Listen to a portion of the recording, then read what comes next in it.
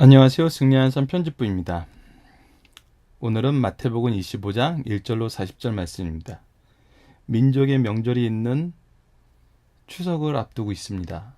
추석이라 많은 분들이 주일날 함께 모이지 못할 것 같은데 모두 영상을 통해서 틈틈이 복습을 해 주시기를 부탁드립니다. 25장 21절 말씀입니다.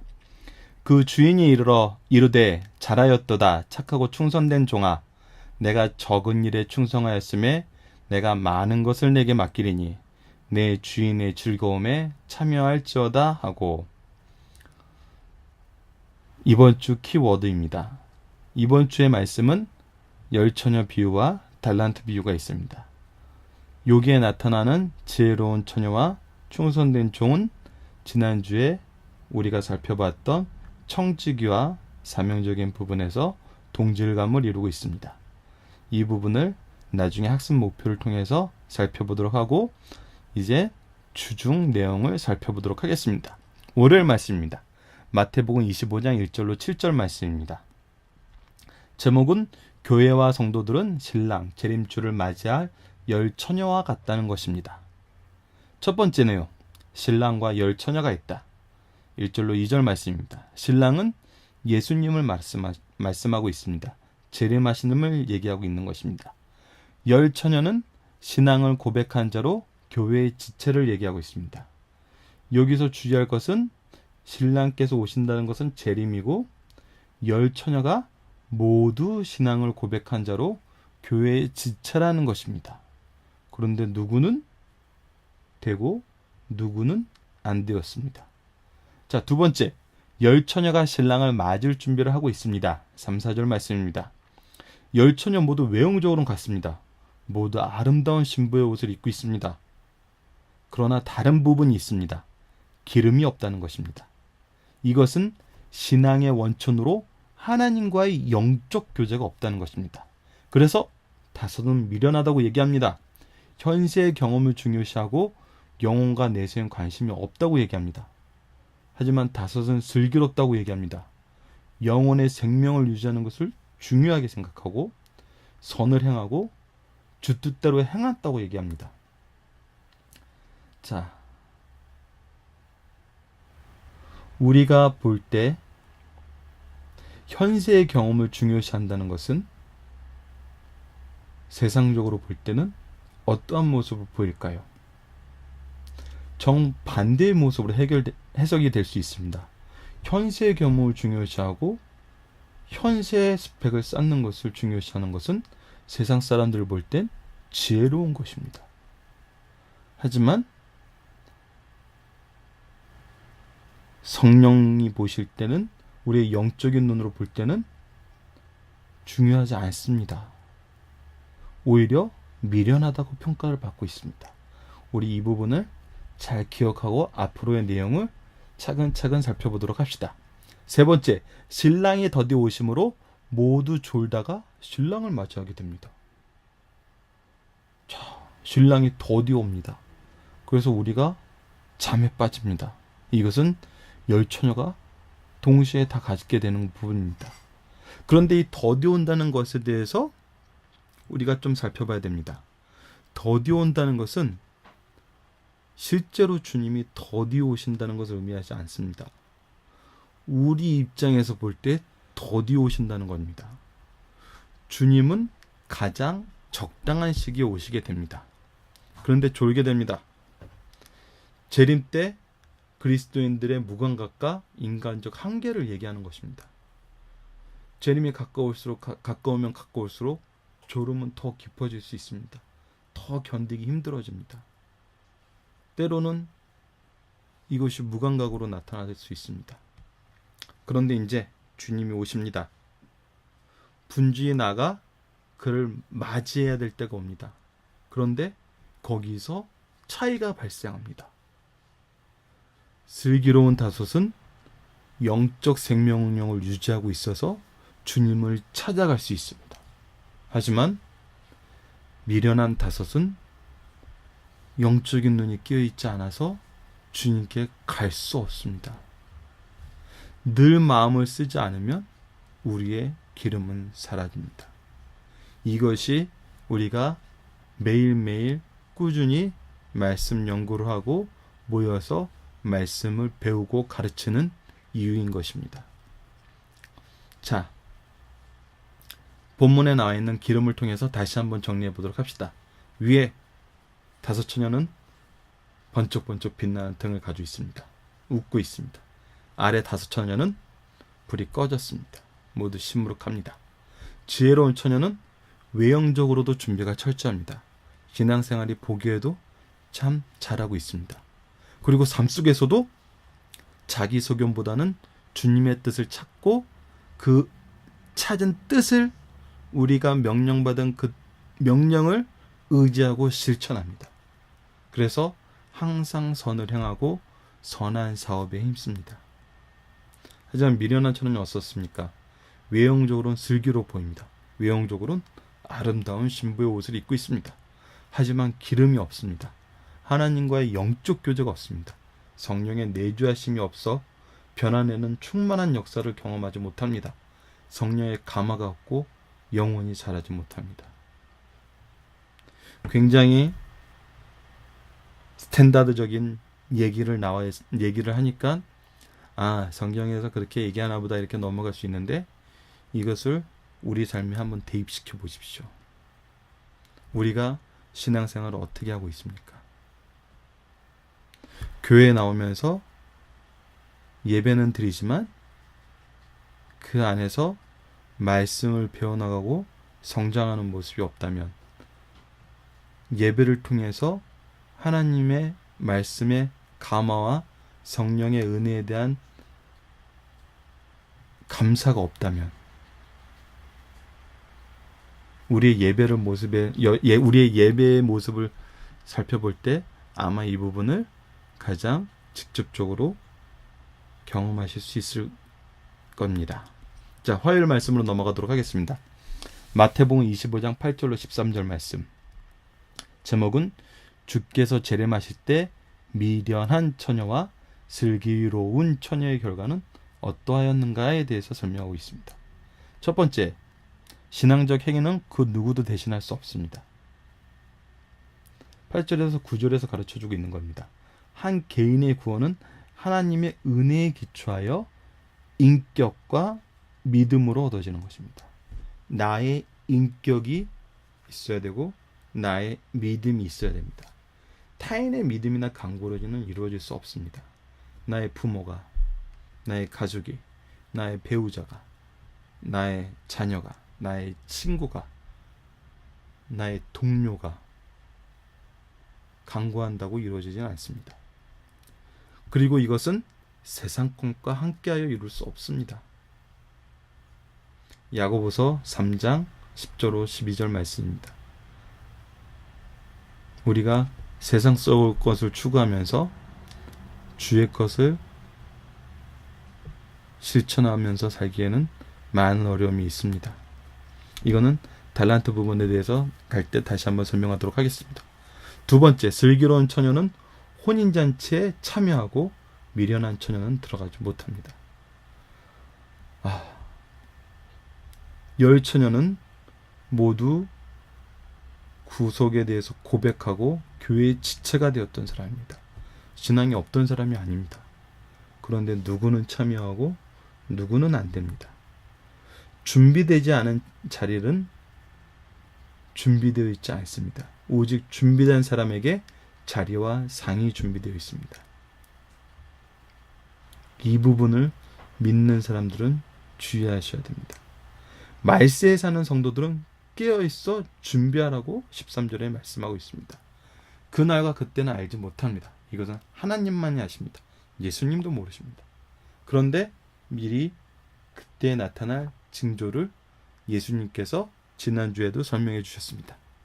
영적 감각을 가지고 사는 사람은 징조를 보면 알 수 있습니다. 그래서 약속을 믿고 준비해 나갈 수 있습니다. 지난주 우리가 살펴봤던 말씀에서 24장 말씀에서 예수님께서 왜 미를 경고하셨냐라는 학습 목표가 있었습니다. 왜 미리 경고하셨죠? 우리가 견딜 수 있게, 믿음을 버리지 않게 용기를 주기 위해서 미리 예고하신 것입니다. 그래서 어떻게 하라고? 견뎌서 구원에 이르라는 것입니다. 자, 수요일 말씀으로 넘어가도록 하겠습니다. 25장 14절에서 23절 말씀. 제목은 재림하신 우리 주님께 착하고 충성된 종으로 평가받는 성도들이 되자는 것입니다. 달란트 비유입니다. 주님께서 달란트 비유를 통해서 강조하신 것이 있습니다. 그것은 무엇이냐면 하나님께서 주신 은혜로운 재능을 최대한 활용하라는 것입니다. 자, 본문에 나와 있는 말씀을 살펴보도록 하겠습니다. 종은 누구입니까? 주님의 것을 맡은 자입니다. 맡았다는 것은 소유권은 없다는 것입니다. 각각 그 재능대로라는 것은 모두 같지 않으면 불공평합니다. 누구에겐 5개 주고 누구에겐 2개 주고 누구에겐 하나 주고 불공평해 보이지만 이것은 하나님께서 재능대로 주신 것입니다. 그렇기 때문에 하나님 입장에서 공평한 것입니다. 공평한 하나님이십니다. 이 부분을 우리가 이해해야 됩니다. 이거는 우리가 사회를 경험한 사람이라면 이해할 수 있습니다. 달란트는 복음운동의 사명이자 책무입니다. 이 부분이 중요합니다. 달란트를 잘못 해석하시는 분들이 있습니다. 달란트는 복이라고 생각하는 분이 있습니다. 아닙니다. 달란트는 복음운동의 사명이자 책무입니다. 이것이 그래서 청지기의 사명하고 연결이 되는 것입니다. 청지기의 사명이 무엇이었습니까? 복음운동이었습니다. 영적인 것을 공급해 주는 것이었습니다. 그리고 맡기셨다는 것, 마음대로 쓰라고 준 것이 아니라 나중에 결산하겠다는 것입니다. 결산을 통해 상 주시고 그때 판단하시겠다는 것입니다. 말씀을 통해 상보를 주시고 그때 판단하시겠다는 것입니다. 자, 그렇다면 또 본문에 나와 있는 그림을 통해서 다시 한번 정리를 해보겠습니다. 달란트를 주셨다는 것은 승천하신 주님께서 제자 성도들에게 일을 맡기셨다는 것입니다. 이것이 무엇이죠? 땅끝까지 내 복음을 나를 전하라. 예수님께서 구속사를 이루신 것을, 그것을 전하라는 것입니다. 이것을 주님께서 재림하실 때 평가하신다고 얘기하시는 것입니다. 달란트를 차등하게 주었다는 것은 재능의 차이로 주셨다는 것이지 재능에 맞게 공평하게 주셨다는 것입니다. 그래서 5달란트 받은 자와 2달란트 받은 자에 대해서 어떻게 얘기하십니까? 적은 일에 충성하였고 많은 것을 받게 되는 것이고 주인의 즐거움에 참여하라고 얘기합니다. 하지만 1달란트 받은 자는 불충한 자입니다. 하나님을 멋대로 평가하는 사람입니다. 악하고 게으른 종이라고 얘기합니다. 자기 사명을 잘못 관리했습니다. 그리고 슬퍼하고 일을 간다고 얘기합니다. 심판이 있다는 얘기입니다. 이 부분은 내일 부분에 더욱더 자세히 살펴보도록 하겠습니다. 목요일 마태복음 25장 18절과 24절에서 30절 말씀입니다. 제목은 재림하실 우리 주님께 악하고 게으른 종으로 평가받는 성도들이 되지 말자. 자, 아까 열처녀 비유에도 있었습니다. 모두 그리스도를 주라 고백하고 교회에 지체되었던 사람입니다. 악하고 게으른 종도 주님을 믿지 않는 사람이 아니었습니다. 이방인이 아닙니다. 하지만 이 사람들은 명령에 불충한 자입니다. 이를 악한 종이라고 평가한 이유는 무엇입니까? 첫 번째, 하나님을 잘못 알고 자기 멋대로 평가했습니다. 하나님에 대해서 자기 마음대로 해석하는 사람이 있습니다. 때로는 정말 교회의 지도자들이, 말씀의 리더들이 성경 내용에 근거하여 말씀으로 하나님의 명령과 주님께서 주신 사명을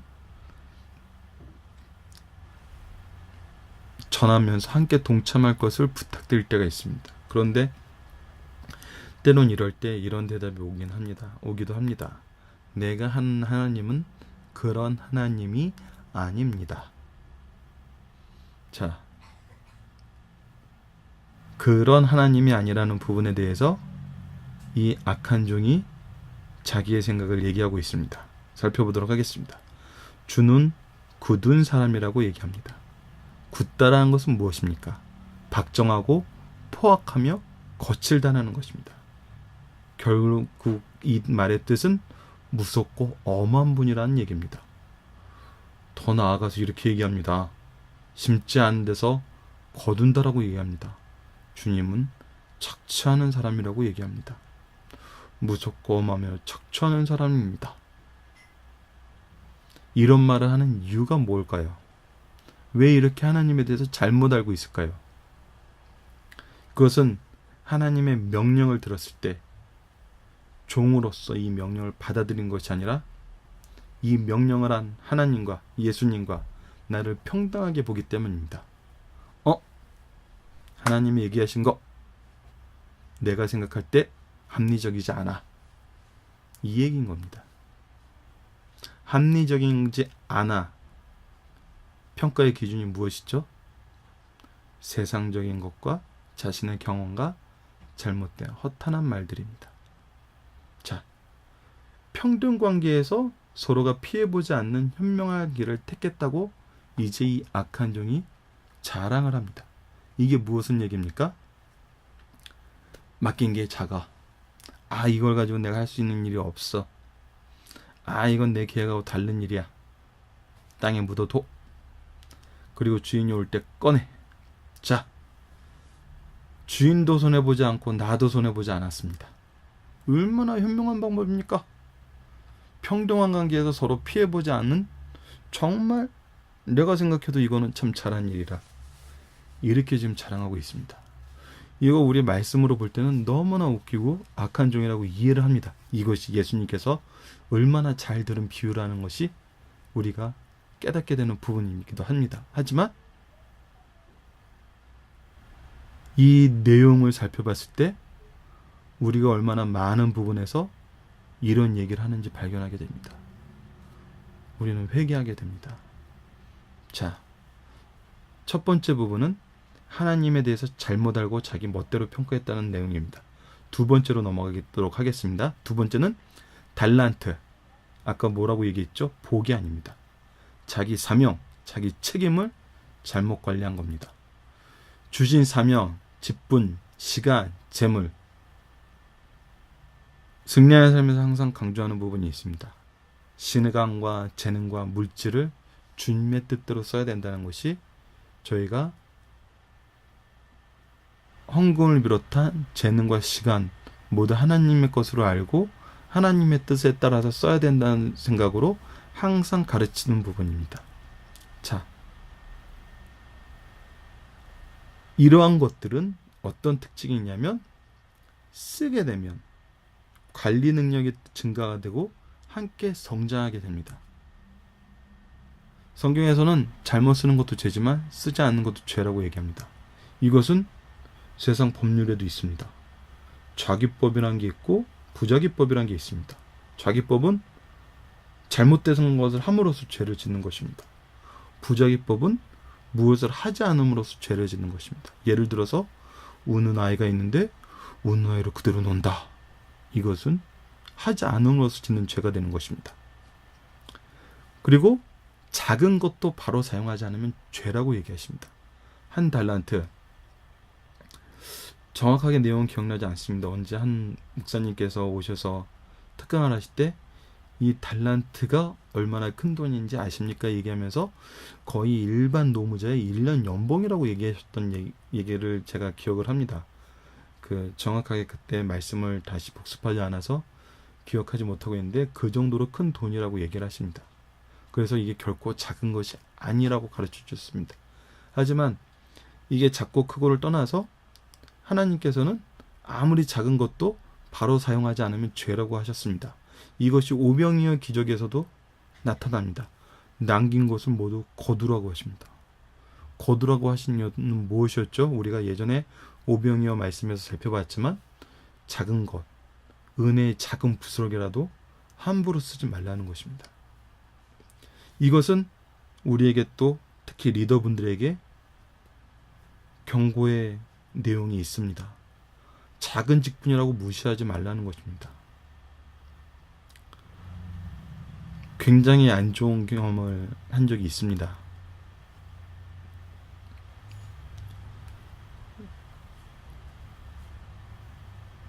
교회에서 담임 목사님께서 하지 말라고 명령하신 부분이 있었습니다. 그 부분을 집사님들이 잘 지키고 있었습니다. 하지만 그 내용에 대해서 한 교육자 부분이 예외를 인정해달라고 얘기하면서 그것을 목사님께 얘기한 것이 아니라 집사님들에게 얘기하면서 집사님들이 따를 수 없다고 얘기하자 집사가 교육자의 말을 안 듣는다고 많은 사람들이 보는 앞에서 얼굴을 붉히며 정지한 적이 있었습니다. 이것은 참 받아들이기 힘든 부분이었습니다. 직분을 맡은 자로서 행동하는 것도 잘못됐지만 본인의 직분이 크다고 집사의 직분을 무시하는 것은 성경적이지 않았습니다. 이것이 리더들이 조심해야 될 부분입니다. 리더들이 나의 직분이 크다고 나의 일을 우선을 하면서 상대방이 받은 직분과 상대방의 신앙을 가지고 지키고 있는 일을 무시해서는 안 됩니다. 이것이 교회에서 가까이 일하는 사람들에서는 종종 나타납니다. 어떤 형태로든 나타납니다. 하지만 이것은 잘못된 부분이 될 수 있고 우리가 오히려 그 영혼을 주님으로부터 멀어지게 하는 계기가 될 수도 있습니다. 특히 리더분들은 이런 부분에도 조심해 주시기를 부탁드립니다. 자, 이제 다시 본문으로 돌아가서 악하고 게으른 종에 대한 하나님의 선언, 심판이 있습니다. 악하고 게으른 종에게 말합니다. 네가 성도냐? 하나님이지. 자신을 하나님과 동등된 관계로 보기 때문에 그것은 하나님인 것입니다. 내가 집사냐? 교주지. 하나님의 명령을 듣지 않고 자신이 원하는 방향대로 사람들을 이끌어가려고 합니다. 교회 안에서 교주의 역할을 합니다. 하나님의 명령에 대해서 그럴 수 없다며 우겨대는 것은 망할 수밖에 없는 교만이라고 목사님께서 설명해 주셨습니다. 이 부분이 얼마나 무섭게 다가오고 엄하게 다가오는지 리더분들은 아실 겁니다. 이 부분에 대해서 우리가 정말 조심하여야 합니다. 그래서 결과는 무엇이었습니까? 빼앗아 10달란트 가진 자에게 주라는 것입니다. 이것이 유명한 영적 증거와 감퇴의 법칙입니다. 이 법칙은 세상에서도 적용됩니다. 육체도, 공부도, 육체를 더 많이 쓰는 사람은 육체의 능력이 증가합니다. 하지만 쓰지 않는 사람은 감퇴합니다.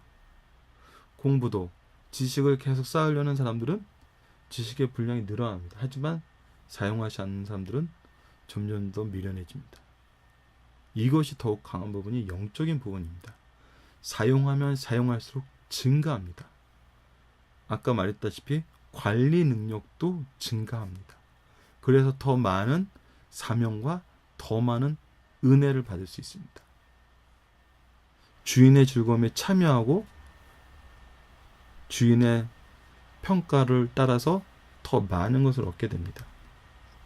하지만 사용하지 않으면 감소하게 됩니다. 그래서 평가가 무엇입니까? 무익한 종이라고 얘기합니다. 적극적으로 하나님을 대적하는 일뿐 아니라 소극적으로 아무 일도 하지 않는 것도 유해한 것입니다. 어두운 데로 내쫓으라고 합니다. 이것은 혼인잔치 밖, 영적인 단절, 심판, 영원한 불못을 의미합니다.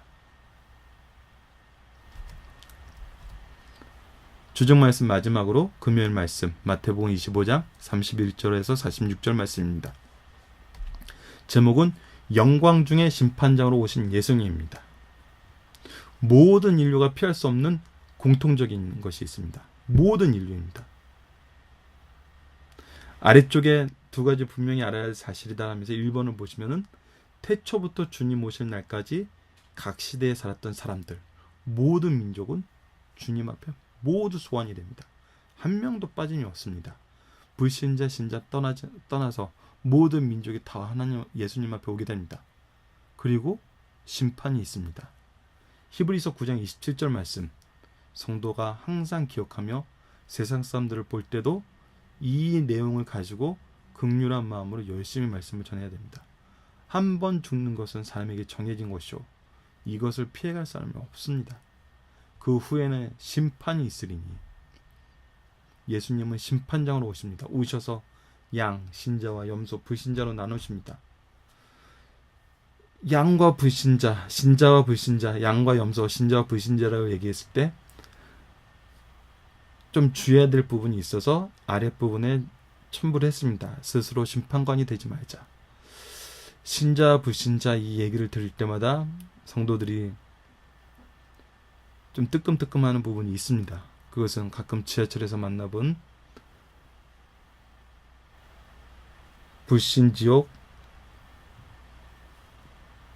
신자는 천당.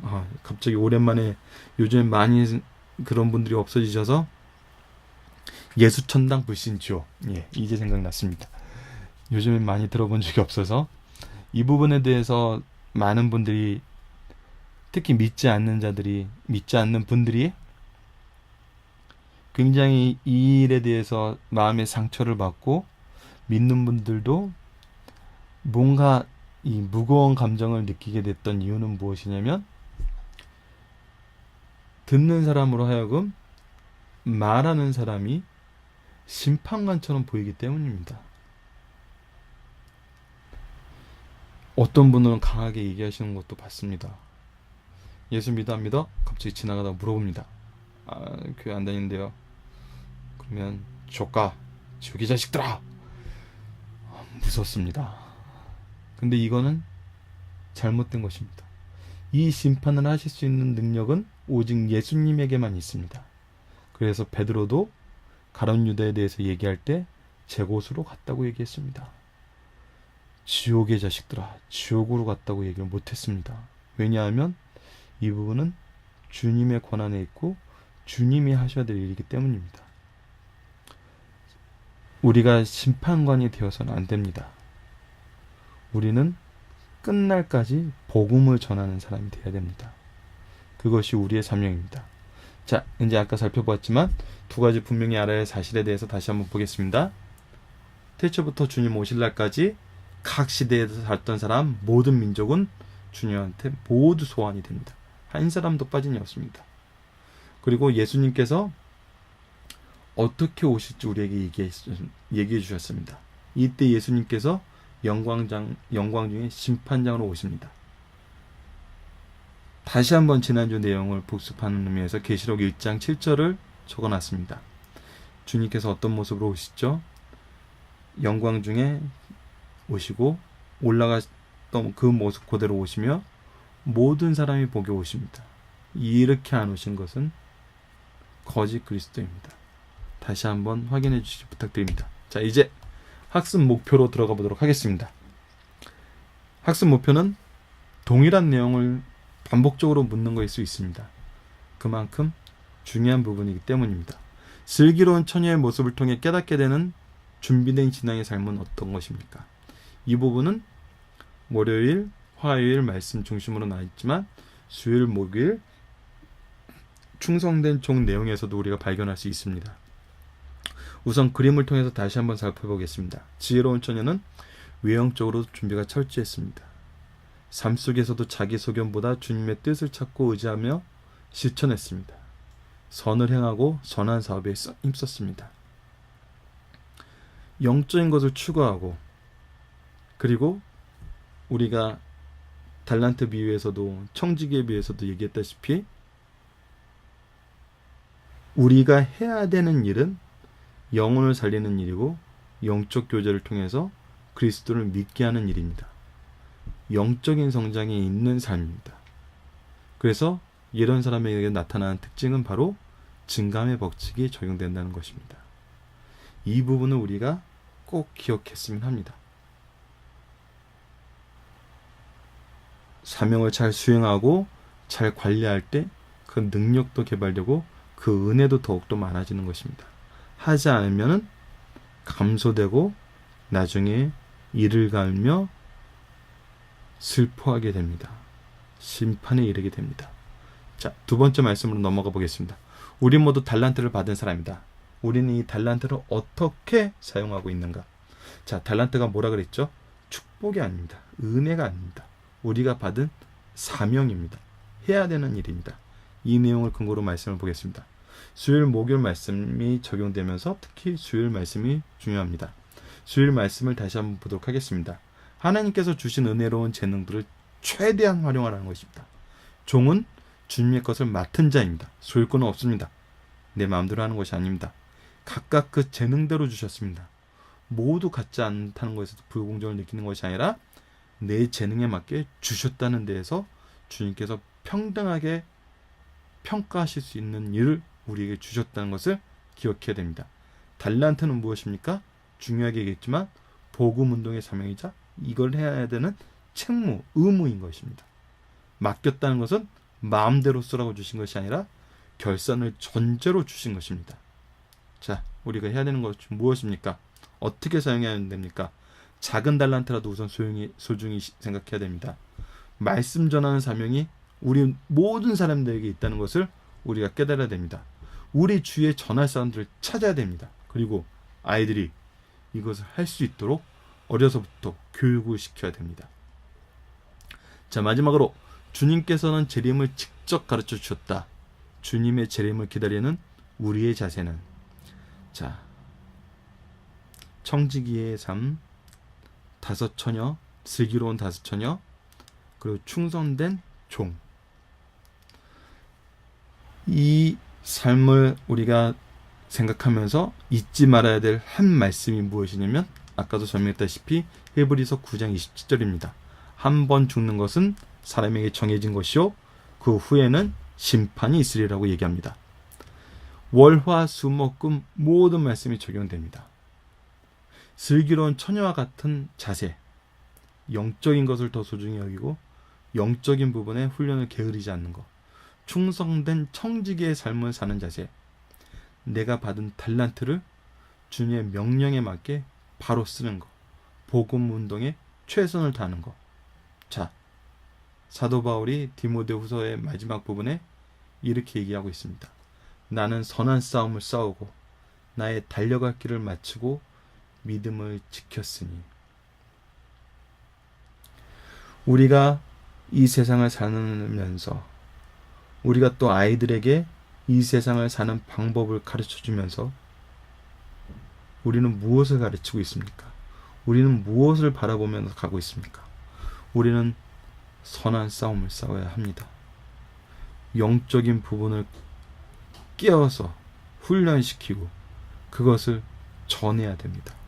이것이 나의 달려갈 길입니다. 이것이 나에게 주어진 길입니다. 이것이 내가 인생 전체를 통해서 달려가야 될 내용입니다. 그리고 우리에게 있는 것은 이 믿음을 지키는 것입니다. 이 믿음을 지키고 선한 싸움을 하고 나의 길을 끝까지 완주하는 것이, 이것이 승리하는 삶인 것입니다. 다른 것이 아닙니다. 이 복음을 지키는 것이 승리하는 삶인 것입니다. 우리가 이런 삶을 살아야 되고 우리 자녀에게 이 내용을 가르쳐야 합니다. 그렇지 않으면 우리는 다른 것에 빠져들 수 있고 우리는 무익한 종이 될 수 있습니다. 자, 마지막으로 다시 한번 키워드를 살펴보도록 하겠습니다. 그 주인이 이르되 잘하였도다 착하고 충성된 종아, 내가 적은 일에 충성하였음에 내가 많은 것을 내게 맡기리니 내 주인의 즐거움에 참여할저다 하고, 우리가 마지막 날 결산할 때 이 말씀을 들을 수 있다면 우리는 승리하는 삶을 산 것입니다. 추석이 있어서 명절 동안 교회에서 가장 강조하는 부분은 옛 구습으로 돌아가지 말고 말씀을 지키면서 말씀을 제시하라는 것입니다. 그래서 많은 교회가 가정 예배를 준비해 놓고 지난주부터 아마 나눠주었고 이번 주에도 준비를 해서 전해줄 것입니다. 함께 예배 드릴 수 있는 가정, 함께 기도할 수 있는 가정, 이 세상에서 가장 행복한 가정이고 천국의 모형을 유지하는 가정입니다. 승리하는 삶을 사는 모든 성도들은 이 은혜가 충만한 추석이 되시길 기도합니다. 감사합니다.